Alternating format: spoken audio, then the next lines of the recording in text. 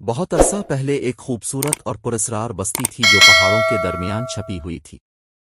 اس بستی کا نام شاندار تھا۔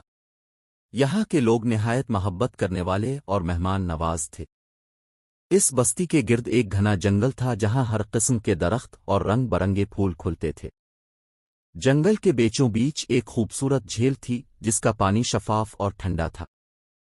ایک دن شاندار بستی میں ایک اجنبی آیا۔ اس کا نام عمران تھا اور وہ دنیا کے مختلف حصوں کی سیر کر چکا تھا۔ عمران نے بستی کے لوگوں سے سنا تھا کہ اس جھیل کے پانی میں ایک خاص طاقت ہے جو ہر بیماری کو شفا دے سکتی۔ عمران نے سوچا کہ وہ اس جھیل کے پانی کا راز جاننے کی کوشش کرے گا۔ وہ ہر روز جھیل کے پاس جاتا اور گھنٹوں وہاں بیٹھ کر غور کرتا۔ ایک دن جب سورج غروب ہو رہا تھا، عمران نے جھیل کے پانی میں ایک ہلچل دیکھی۔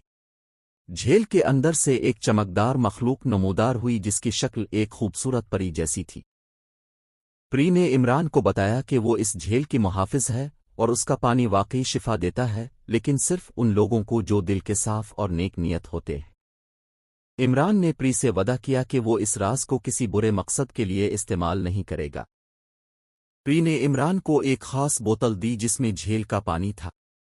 عمران نے اس پانی سے کئی بیمار لوگوں کی مدد کی اور وہ سب عمران کا شکر گزار ہو گئے۔ عمران نے شاندار بستی میں ہی رہنے کا فیصلہ کیا اور اس بستی کے لوگوں کے ساتھ مل کر خوشی سے زندگی گزارنے لگا۔ اس طرح شاندار بستی کا یہ خوبصورت اور راز سب کے دلوں میں بس گیا اور بستی ہمیشہ خوشحال رہی۔